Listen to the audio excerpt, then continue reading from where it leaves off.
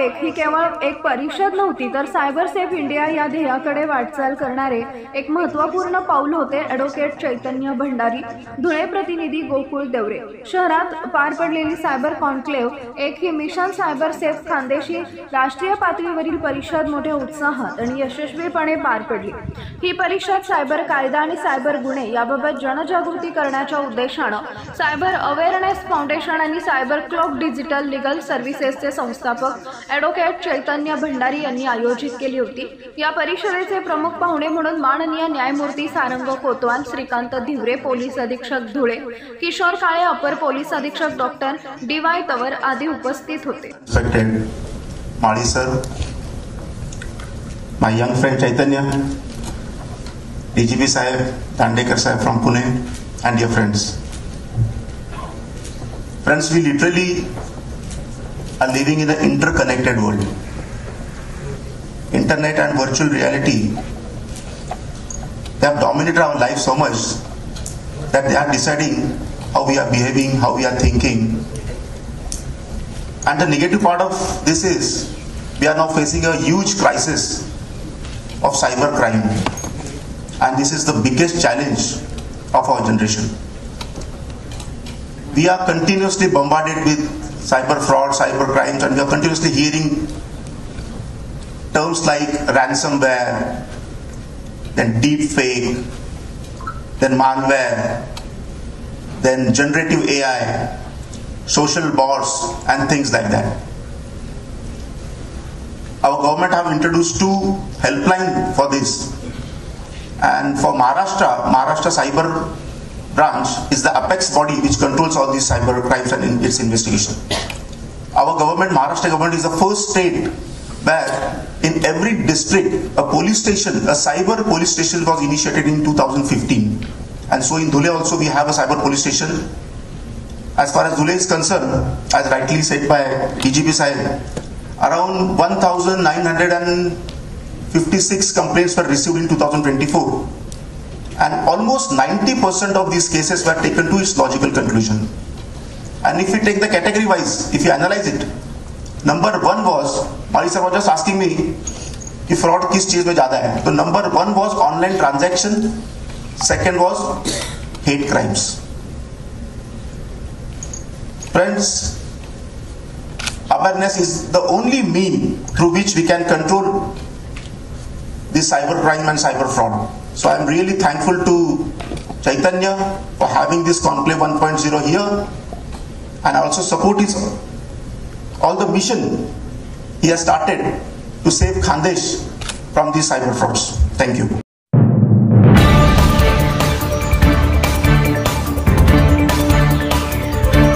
पत्रकार बांधवांना घरे बांधून द्या. इंदिरा महिला मंडळ धुळेच्या प्रभा परदेशींचं पालकमंत्र्यांना निवेदन. धुळे प्रतिनिधी गोकुळ देवरे.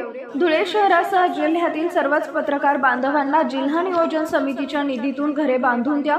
त्यांच्या मुलांना मोफत शिक्षण द्या. त्यांचा आरोग्य विमा काढा. अशा प्रकारच्या मागणीचे निवेदन इंदिरा महिला मंडळच्या अध्यक्षा प्रभा परदेशी यांच्या वतीनं पालकमंत्री जयकुमार रावल यांना देण्यात आलं आहे. जिल्ह्यातील पत्रकार बांधवांचे काम अत्यंत उल्लेखनीय आहे. अल्प मानधनावर त्यांना आपली उपजीविका भागवावी लागते. देशाचा 4था स्तंभ असून देखील त्यांची परिस्थिती पाहिजे तशी नाही. पत्रकार बांधवांचे कार्य देशाला दिशा देणारे आहे. गोरगरिबांच्या प्रश्नाला त्यांच्या माध्यमातून न्याय मिळत असतो. त्यामुळे जिल्ह्यातील 4ही तालुक्यातील पत्रकार बांधवांना हक्काची घरे, त्यांच्या मुलांना मोफत शिक्षण, त्यांचा आरोग्य विमा ही काढून घ्यावा. अशा प्रकारच्या मागणीचे निवेदन इंदिरा महिला मंडळाच्या वतीनं पालकमंत्र्यांना देण्यात आलं आहे. प्रभाजी परदेशी, मीरा सरोज, रेखा कुलकर्णी, मालती सूर्यवंशी, ज्योती बोरसे, हर्षदा पाटील आदी महिला उपस्थित होत्या.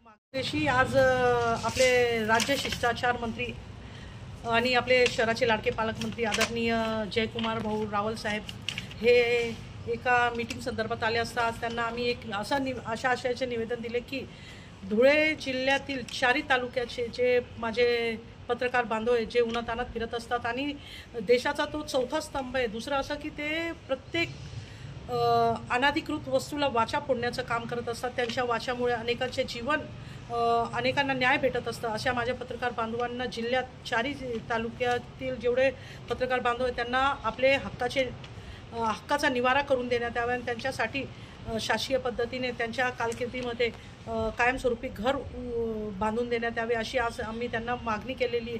कारण की पत्रकार बांधव उन्हातान्हात फिरत असतात, त्यांना अल्प असा मानधन दिला जातो आणि त्या मानधनावर सामान्य कुटुंबाची जीवन याचिका ही पूर्णपणे भागत नाही आणि अल्प मानधनावर पूर्ण कुटुंबाचा बोजा एकट्या पत्रकार बांधवावर असो, ऊन असेल, पाऊस असेल किंवा आंधी वादळ असेल, जिथे तिथे कोणी पोचत नाही. जसं सांगतो आपण सूर्याबद्दल की जिथे सूर्य पोचतो कवी पोचत नाही तिथे रवी पोचतो, म्हणजे ज्या पद्धतीने सूर्य प्रत्येक कानाकोपऱ्यात पुरत असतो तसाच माझा पत्रकार बांधव हा कानाकोपऱ्यात पुरत असतो आणि ज्या गोष्टी जनतेपर्यंत येत नाही त्यांना वाचा फोडण्याचं जे कार्य करत असतात त्यांना त्यांच्या हक्काचं घरकुल बांधून देण्यात यावे हे असे आम्ही विनंती केलेली आहे आणि आम्हाला पॉझिटिव्ह असा त्यांच्याकडून रिस्पॉन्स भेटलेला आहे आदरणीय पालकमंत्र्यांकडून आणि याचा आम्ही पुन्हा फॉलोअप घेऊ.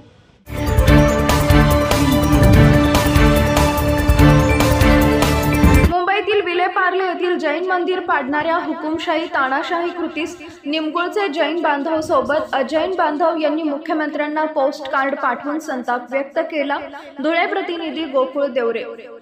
मुंबईतील विलेपार्ले येथील 30 ते 40 वर्षापूर्वीचे जैन मंदिर मुंबई महापालिका यांनी बुलडोझरनं पाडलं. या तानाशाही हुकुमशाही कृतीस संपूर्ण अल्पसंख्याक जैन समाज यांनी अहिंसक मार्गाने आंदोलन करून नाराजी व्यक्त केली. त्याचाच भाग म्हणून आम्ही निमगुळचे जैन बांधव सोबत अजैन बांधव सुद्धा तीव्र निषेध व्यक्त करत आहोत. जैन समाज हा शांतताप्रिय सर्व समाजाशी मिळून मिसळून राहणारा समाज आहे. तो कदापिही हिंसात्मक द्वेषपूर्वक कृती करत नाही. असं असलं तरी आमच्या धार्मिक स्थळावर, आस्थेवर किंवा श्रद्धास्थानावर, प्रार्थना स्थळावर अशा रीतीनं कोणतीही बाजू जैन समाजाची न ऐकता हुकुमशाही पद्धतीनं हातोडा मारून उद्ध्वस्त करत असतील तर आमच्या वेदना, दुःख अहिंसक मार्गाने आंदोलन करत न्याय मागू. आज आम्ही मुख्यमंत्र्यांना पोस्ट कार्ड पाठवून समाजात विद्वेष, संताप, धार्मिक भावना दुखावणाऱ्या हुकुमशाही कृतीला थांबवा व जैन समाजाला न्याय मिळावा ही नम्र विनंती जैन बांधव सोबत अजैन सुद्धा करत आहेत. आपण त्वरित दखल घेऊन न्याय द्याल व समाजात जातीय सलोखा निर्माण कराल अशा आशा व्यक्त करत आहे. नमस्कार. मुंबई येथील विलेपार्ले भागात एक जैन समाजाचा 30 ते 35 वर्षापासून मंदिर होतं आणि हे मंदिर मुंबई महानगरपालिकेचे अधिकारी यांनी बुलडोजर किंवा हातोड्याच्या साहाय्याने ते पाडलं. त्यानिमित्त संपूर्ण भारतभर जैन समाज एक शांतताप्रिय मार्गाने, अहिंसक मार्गाने आंदोलन करत आहेत. जैन समाज हा शांतताप्रिय समाज आहे. सर्व समाजाशी मिळून मिसळून वागणारा समाज आहे आणि अशा या समाजाच्या एक प्रार्थनास्थळी किंवा श्रद्धास्थळी किंवा त्यांच्या धार्मिक स्थळी अशा रीतीने बुलडोझरच्या साह्याने हुकुमशाही वृत्तीने किंवा तानाशाही वृत्तीने जर सरकार वागत असेल तर त्याचा निषेध संपूर्ण भारतभर करत आहोत. आणि त्याचप्रमाणे आज निमगुळ येथील आम्ही ग्रामस्थ जैन समाज त्याचबरोबर अजैन समाज सुद्धा यांना दुःख झालेलं आहे, वेदना झालेल्या आहेत.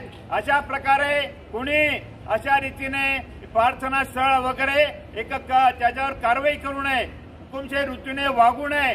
त्या वारकरी संप्रदाय निमगुळ येथील हे सुद्धा मुख्यमंत्र्यांना पोस्ट कार्ड टाकून जैन समाजाला न्याय द्यावा ही विनंती करत आहोत. पुनश्च जैन समाजाला जे अशा रीतीने जे मंदिर पाडलं त्याबद्दल ताबडतोब अधिकाऱ्यांवर कारवाई कराल ही नम्र विनंती करतो आणि थांबतो.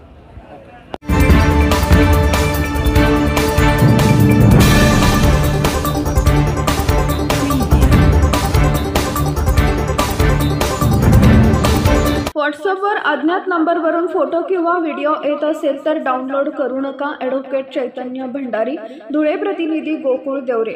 हल्ली सायबर गुन्ह्याचे प्रमाण देशभरात वाढलेले आहेत आणि सायबर गुन्हेगार दिवसेंदिवस लोकांना गंडा घालण्यासाठी नवीन युक्त्या वापरत आहेत.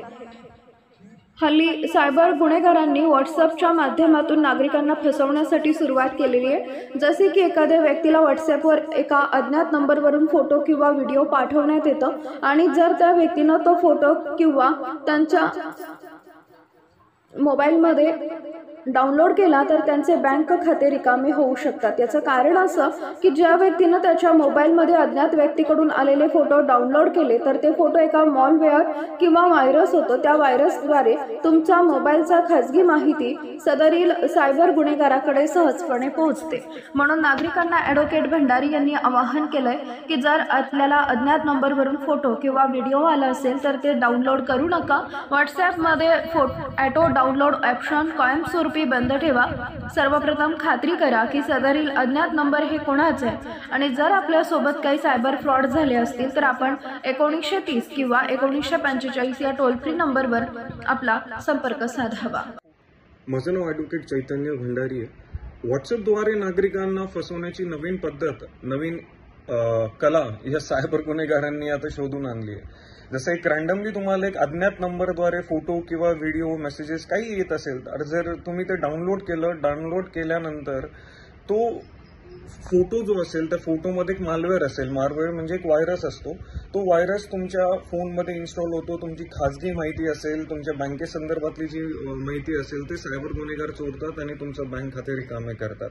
तर म्हणून कृपया करून अज्ञात नंबरद्वारे कुठलाही फोटो व्हिडिओ तुम्हाला आला असेल ते डाउनलोड करू नका. खात्री करा तो नंबर कोणाचा आहे काय, मग ते डाउनलोड करा. ऑटो डाउनलोडिंगचं ऑप्शन तुमच्या व्हॉट्सअपमध्ये असेल तर ते ऑफ करून ठेवा. 2 फॅक्टर ऑथेंटिकेशन म्हणून देखील ऑप्शन आहे, ते देखील ऑन करा.